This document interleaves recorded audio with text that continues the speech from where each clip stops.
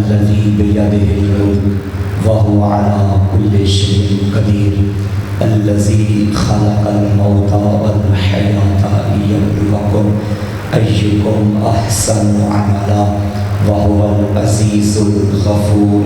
خاندان آل محمد پہ سارے مل کے باجماع آواز بلند سلامات۔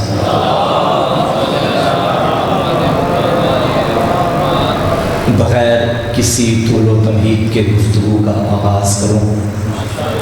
سورہ ملک کی پہلی آیت کی تلاوت کا شرف حاصل کیا ہے، جس میں خالق کائنات اپنی کبریائی خود بیان کر رہا ہے۔ تبارک الذی بیدہ الملک، بڑی بابرکت ہے وہ ذات جس کے قبضہ قدرت میں پوری کائنات کی بادشاہی ہے۔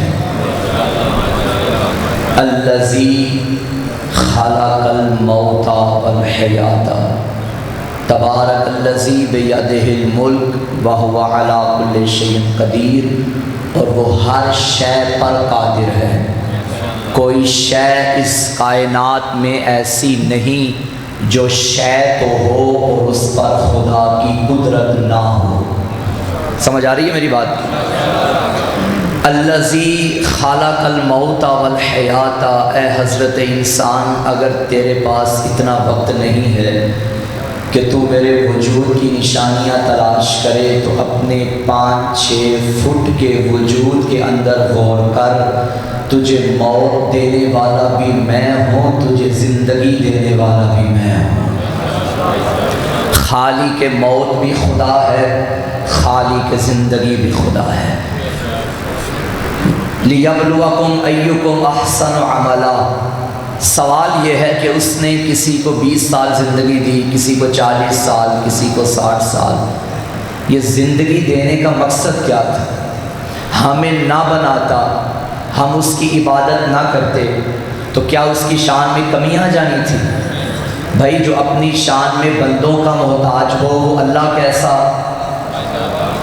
اللہ مخلوق کا محتاج نہیں ہوتا، پھر اس نے بنایا کیوں؟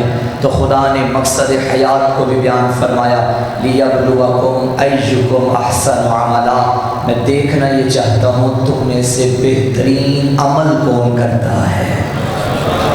دیکھیے میں یہاں ایک جملہ عرض کروں، قبلہ تشریف فرما ہے، صاحبان علم تشریف فرما ہے، یہ نہیں فرمایا کہ لیبلوکم ایکم اکثر عملا، نہیں، احسن عملا۔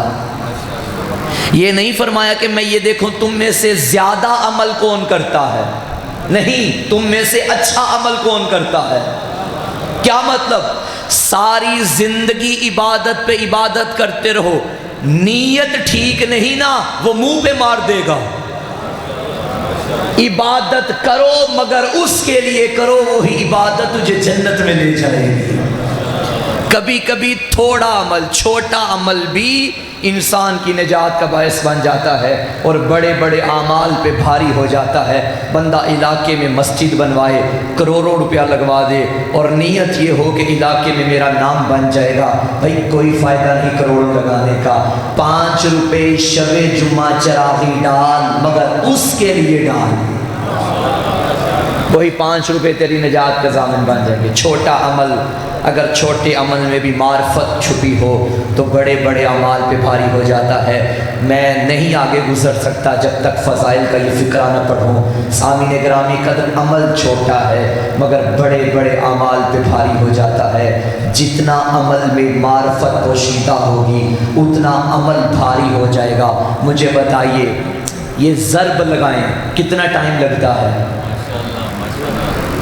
یہ ضرب لگائی میں نے، کتنا ٹائم لگا؟ 1 سیکنڈ سے بھی شاید کم۔ نہ جانے علی کی ضربت میں معرفت کتنی تھی۔ ساری کائنات عبادت کرے تو کتنا وقت لگتا ہے؟ صدیاں لگ جائیں گی۔ اس لیے پیغمبر کو فرمانا پڑا ضربت علی یوم الخندق افضل من عبادت ثقلین۔ ساری کائنات عبادتیں کرے وہ ایک طرف ہے، علی کی یوم خندق کی ضربت ایک طرف ہے۔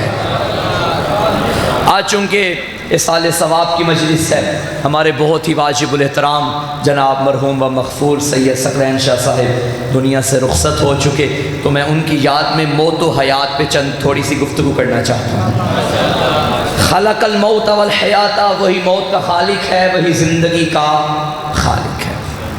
قبلہ بہت ہی احسن انداز میں موت و حیات کا فلسفہ بیان فرما رہے تھے، میں بھی قرآن کی روشنی میں ایک چہرہ موت کا بیان کر دوں۔ ہم نے موت اور زندگی سمجھی یہ ہے کہ اگر روح اور بدن متصل ہوں تو زندگی ہے، روح بدن سے جدا ہو جائے تو موت ہے۔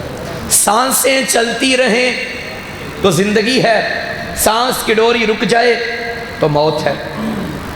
جس کو ہم من و من مٹی کے نیچے دفن کریں وہ مردہ ہے، جو چلتا پھرتا ہو وہ زندہ ہے۔ چلیں قرآن کی طرف، قرآن تو چلنے پھرنے والوں کو بھی مردہ کہتا ہے۔ بھائی قرآن کی نگاہ میں کچھ ایسے ہیں جنہیں ہم نے ہاتھوں سے دفن کیا، قرآن زندہ کہتا ہے۔ بتاؤں وہ کون ہے؟ چلو ایک نشانی میں زندہ اور موت کی بتا دوں۔ مردہ آپ کے سامنے پڑا ہے، آپ کہیں گے جتنی جلدی ہو سکے اسے دفن کرو، ایسا نہ ہو کہ بدبو پھیلا دے۔ مردہ کی علامت ہے کہ وہ بدبو پھیلاتا ہے، زندہ کی علامت ہے کہ وہ خوشبو پھیلاتا ہے۔ آپ کے میرے چھٹے مولا ایک بستی سے گزر رہے تھے، مولا کے صحابہ ساتھ تھے، مولا نے دعا کے لیے ہاتھ اٹھائے، میرا اللہ ان بستی والوں کو پھیلا دے، انہیں بکھیر دے۔ صحابہ نے آمین کہا، چند قدم آگے گئے، وہاں ایک اور بستی آئی، وہاں دعا کی، میرا اللہ انہیں منتشر نہ ہونے دینا، انہیں پھیلنے نہ دینا، انہیں یکجا رکھنا۔ صحابہ نے آمین کہا، مگر پوچھا مولا ان کے لیے دعا کی تھی انہیں بکھیر دے، ان کے لیے دعا کی کہ انہیں ایک جگہ رکھنا۔ آقا نے فرمایا وہ ہمارے حبداروں کی بستی تھی، یہ ہمارے دشمنوں کی بستی ہے، وہ جہاں جائیں گے خوشبو پھیلائیں گے، یہ جہاں جائیں گے بدبو پھیلائیں گے۔ تو زندگی کی علامت محبت اہل بیت ہے۔ ایک اہل بیت کا چاہنے والا جہاں جاتا ہے عشق اہل بیت کی خوشبو پھیلا دیتا ہے۔ قرآن نے سورہ منافقون میں زندہ لوگوں کے بارے میں یہ مثال دی، کأنہم خشب مسندہ، ان کی مثال اس خشک لکڑی جیسی ہے جسے دیوار کے سہارے لگا دیا جائے۔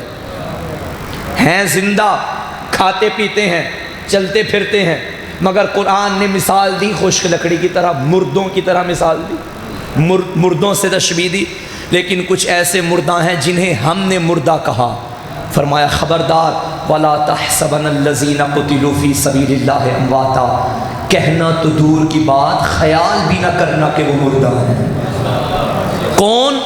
جو اللہ کے راستے میں قتل ہوں، جو اللہ کی سبیل میں قتل ہوں۔ سامعین گرامی قدر، قرآن مجید عربی کی کتاب، عربی زبان میں ہے، اور عربی ایک وسیع زبان ہے، اور قرآن وسیع و بلیغ کتاب ہے۔ سامعین محترم، قرآن میں لفظ راستہ کے لیے بڑے بڑے الفاظ استعمال ہوئے ہیں۔ سبیل کا مطلب کیا؟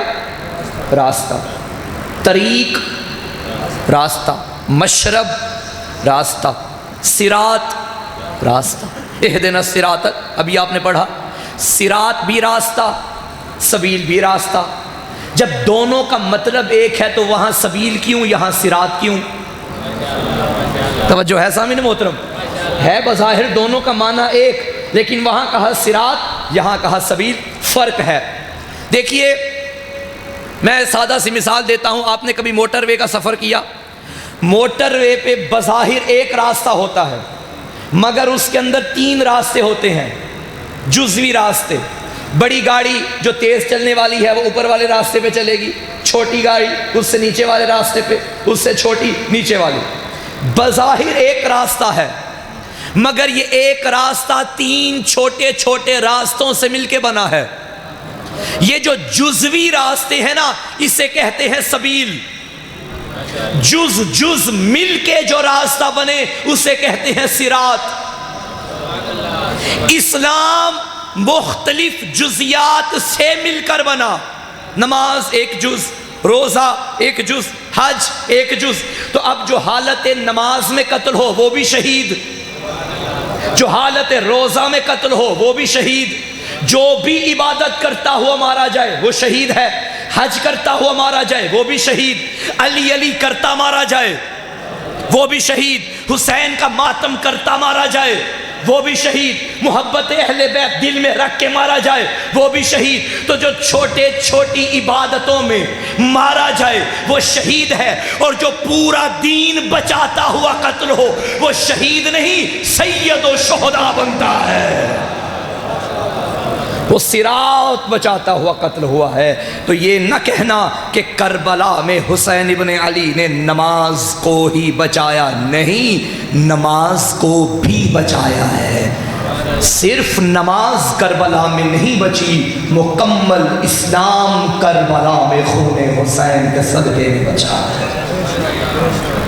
تو موت و حیات جو اللہ نے بتائی، اگر زندگی ایسی گزارو گے، چلو میں قرآن سے یہ آیت پڑھوں اور زحمت تمام کروں، زیادہ آپ کو دیر نہ بٹھاؤں۔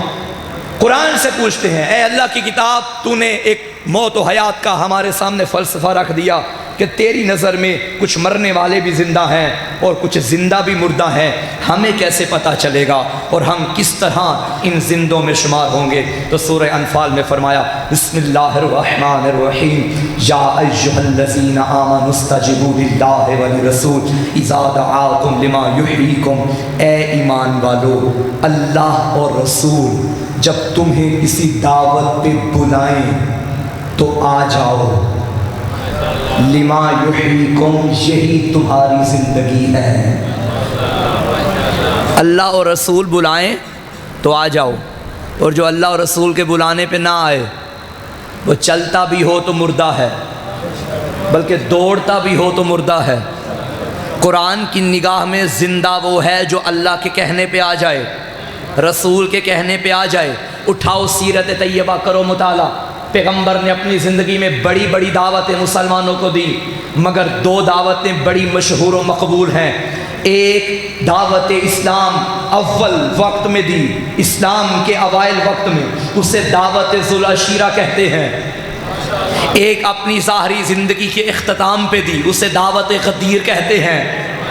اللہ نے فرمایا رسول دعوت دے تو قبول کرو، یہی زندگی ہے۔ جو دعوت ذو العشیرہ پہ آ گئے اور لے کر گئے لا الہ الا اللہ، وہ بھی زندہ ہیں۔ جو دعوت غدیر پہ آئے اور لے کر گئے علی ولی اللہ، وہ بھی زندہ ہیں۔ تو پتہ چلا زندگی چاہتے ہو لا الہ الا اللہ پہ بھی قائم رہو، علی ولی اللہ پہ بھی قائم رہو۔ لیکن جو بندہ توحید سے بھی دور ہو گیا، جو بندہ ولایت علی سے بھی دور ہو گیا، وہ چلتا پھرتا تو ہے مگر مردہ ہے قرآن کی نگاہ میں۔ جو ان ہستیوں کی محبت کو دل میں لیے دنیا سے چلا گیا اور صحیح معنوں میں اس کے کردار میں آل محمد کے کردار کی خوشبو آئے، تو واقعاً وہ مر بھی جائے گا، وہ قرآن کی نگاہ میں بھی زندہ ہے، 14 کی نگاہ میں بھی زندہ ہے۔ اب پتہ چلا کیوں فرمایا من مات علی حب آل محمد مات شہیدا، جو آل محمد کی محبت میں مر گیا وہ شہید ہے، اور شہید زندہ ہوتا ہے۔ سامعین گرامی قدر، موت اور زندگی ایک حقیقت ہے جس کا انکار نہیں ہے۔ انسان اس دنیا میں آیا، جتنا عرصہ بھی رہے گا، جو وقت اس کے لیے مقرر ہے، اس دنیا سے جانا ہے۔ موقع ملا ہے، آپ توحید کے سائے میں پل رہے ہیں، اب ولایت علی کے پرچم میں پل رہے ہیں، پرچم کے سائے میں سانس لے رہے ہیں۔ اس سے سنہری موقع آپ کے علاوہ اور کسی کو نصیب نہیں ہوا۔ آئیے اس موقع سے فائدہ اٹھائیے، 14 کے کردار کے مطابق اپنی زندگی کو ڈھالیے، پھر دنیا سے مر بھی جائیں گے، چلے بھی جائیں گے، اور دنیا آپ کو آپ کا کردار دے کے، کردار یاد کر کے آپ پہ روئے، تو سمجھنا آپ علی کے حقیقی شیعہ ہیں۔ معصوم سے پوچھا گیا نا کہ مولا کسی کو جاننا ہو، پہچاننا ہو تو کیا دیکھے؟ فرمایا اس کے لمبے سجدے نہ دیکھو، اس کے معاملات لوگوں کے ساتھ کیسے ہیں یہ دیکھو۔ سجدے پہ سجدہ کرتے رہو مگر لوگوں کے ساتھ معاملات ٹھیک نہ ہوں تو یہ تقویٰ کی علامت نہیں۔ حقوق اللہ بھی ادا کرو، حقوق العباد بھی ادا کرو، کسی غریب کا دل نہ دکھانا، عزادار بن کے دنیا سے جاؤ۔ آج دیکھیے ماشاءاللہ یہ ایک مرحوم کے اصال ثواب کی مجلس ہے مگر گھر اللہ کا ہے، ذکر حسین کا ہے۔ اس سے بڑی اور کیا ہوگی مغفرت کا وسیلہ۔ سامعین محترم، ہم تو وہ قوم ہیں اپنے مردوں کو بھی بخشوانا ہو تو ہم کربلا والوں کا ذکر کرتے ہیں۔ اس سے اور خدا کے سامنے یہ وسیلہ وہ ہے جو پیش کیا جائے، خدا رد نہیں کرتا۔ بڑا ایک صدمہ ہے بھائی کی موت۔ وہ قوم زندہ باد ہے۔ سامعین گرامی قدر، مجھے مرحوم کے بھائیوں نے کہا ہے کہ آج مجلس پڑھو۔ مجھے نہیں معلوم تھا کہ آج مجلس کا انتظام ہوگا، میں تو فاتحہ کے لیے آیا، مگر انہوں نے کہا کہ مجلس بھی ہے اور آپ پڑھیے۔ میری خوش قسمتی ہے کہ ایک موقع مل گیا مجھے۔ بھائی کمر کا زور ہوتا ہے۔ زہرا کے لال نے اکبر کا لاشا اٹھایا تھا مگر نہیں فرمایا کہ میری کمر ٹوٹ گئی۔ بے شیر کو خود دفن کیا تھا مگر نہیں فرمایا کہ میری کمر ٹوٹ گئی۔ اپنے حسن کے یتیم کا لاشا اٹھایا، غربت کا اعلان بھی کیا۔ نہ جانے کتنا مان تھا عباس پہ، میں قربان جاؤں، یہ وہ شیر حسین تھا جو گھٹی ہوئی حسرتیں لے کے دنیا سے چلا گیا۔ عزادارو، 19 رمضان بابا کے سر پہ ضرب لگی نا حالت سجدہ میں، اپنے آقا سے کہنے لگا آقا حسین میں بھی زندہ اور پردیس میں میری آقا زادیاں یتیم ہو گئی، مجھے اجازت دے۔ فرمایا نہیں عباس، تو کربلا کی امانت ہے۔ 28 سفر حسن کے جنازے پہ تیر لگے، اب اجازت مانگی، مولا میرے مرے بھائی کو لوگوں نے مارا ہے، اجازت دے۔ فرمایا نہیں عباس، تو کربلا کی امانت ہے۔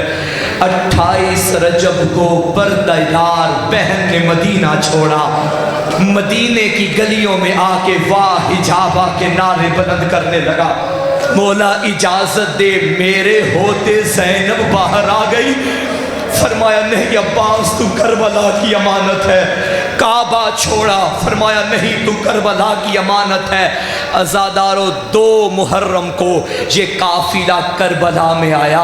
ام البنین کا لال ہاتھ جوڑ کے کھڑا ہوا، مولا آپ نے کہا تھا میں بھائی حسن کے تیروں کا بدلہ بھی کربلا میں لوں گا، میں بابا کی ضربت کا بدلہ بھی کربلا میں لوں گا، میں بہنوں کے مدینہ چھوڑنے کا بدلہ بھی کربلا میں لوں گا، مولا کربلا آ گئی، اجازت ہے۔ فرمایا نہیں عباس، تو عاشورہ کی امانت ہے۔ عزادارو، عاشورہ میں اکبر مارا گیا، قاسم مارا گیا، اونو محمد مارے گئے، اب سر جھکا کے آ گیا، مولا اب اجازت ہے۔ زہرا کے لال نے کہا عباس، تو میری فوج کا جرنیل ہے، نظر یمینا و شمالا، مولا وہ فوج کہاں ہے؟ اجرکم اللہ، میں نے تھوڑا مسائے پڑھنا ہے، یہ وہ غریب ہے، ہمارے بہت بڑے مجتہد گزرے ہیں، جب کربلا میں جاتے تھے نا، آپ جائیں کربلا، 40 آ رہا ہے، سب کو زیارت کربلا نصیب ہو، آپ جاتے ہیں نا، جس ذریعے پہ بھی زیارت نامہ اٹھاتے ہیں، طویل زیارت پڑھتے ہیں، وہ سید عالم جب جاتا تھا مفاتیح الجنان اٹھاتا تھا، مگر جب عباس کے روزے پہ نظر پڑی کتاب بند کرتے تھے، 2 جملے پڑھتے تھے، سنو گے؟ پہلا جملہ السلام علیکہ یا شباب الحسین، اے حسین کی جوانی میرا سلام۔ دوسرا جملہ سنو گے؟ سید و غیر سید و فرماتے تھے السلام علیکہ یا حجاب زینب، اے علی کی بیٹی کے پردے میرا سلام۔ عزادارو، اجازت عورت مل گئی، جا بچوں کے لیے پانی لے کر آ، زیادہ طویل مصائب نہیں پڑتا۔ عزادارو زین فرض سے گرا ام البنین کا لال، کیسے گرا؟ ارے جس کے بازو کٹ جائے، ارے جس کی آنکھوں میں تیر ہو، ارے جس کا سر زخمی ہو جائے، بڑی دیر لگی حسین کو آتے ہوئے۔ عزادارو سر عباس گودی میں رکھا، دو نوحے پڑھے، فرمایا الآن ان کا سر زہری، غازی میری کمر ٹوٹ گئی۔ دوسرا جملہ سنو گے، فرمایا عباس جب تک تو زندہ تھا زینب سوتی تھی، ظالم جاگتے تھے، آج کے بعد زینب کو کوئی سونے نہیں۔ اجرکم علی اللہ۔ مرحوم کے بھائی بیٹھے ہیں، مجھے بتا رہے تھے ابھی کہ کوثر شاہ صاحب نے کہا تھا کہ میرے لیے جنازہ پڑھانا آسان تھا، بھائی کو قبر میں اتارنا مشکل تھا۔ میں ایک جملہ پڑھوں گا۔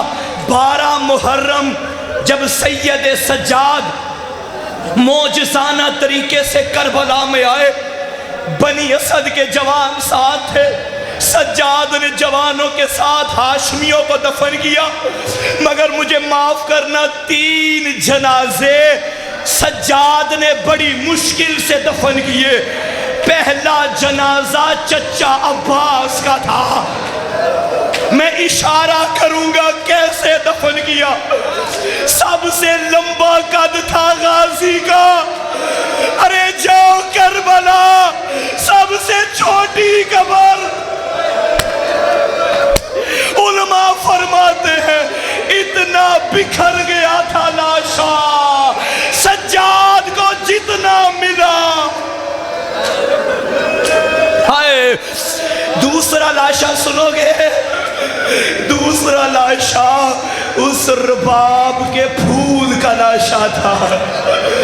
آج کربلا میں جاؤ، حسین کے ایک طرف اکبر سویا ہے، ایک طرف حبیب سویا ہے، تمہیں حر کی قبر مل جائے گی، جا کے ان سے پوچھو تو صحیح حسین کے اصغر کی قبر کہاں ہے۔ وہ فرماتے ہیں بابا کے سینے پہ سویا ہوا ہے۔ میں نے علماء سے سنا ہے جب لاشوں پہ گھوڑے دوڑائے گئے، زہرا کے لال کے سینے پہ 6 مہینے کے لال کا لاشا تھا، گھوڑوں کی ٹاپوں کے نیچے۔ تیسرا لاشا، آخری جملہ، پہلا لاشا چچا عباس کا، دوسرا لاشا بھائی علی اصغر کا، تیسرا لاشا بابا حسین کا۔ ارے جس کی لاش گھوڑوں کی ٹاپوں سے پامال ہو گئی۔ عزادارو جب تم قبر بناتے ہو اس پہ کتبہ لکھتے ہو، اوپر نام لکھتے ہو، پتا چلے یہ قبر کس کی ہے۔ سنو گے سجاد نے جب بابا کو دفن کیا تو قبر پہ لکھا کیا تھا؟ ھذا قبر الحسین الذی قتلوہ عطشانا، یہ اس غریب کی قبر ہے، ارے جسے پیاسا مارا گیا۔ اللہ لعنت اللہ ہے۔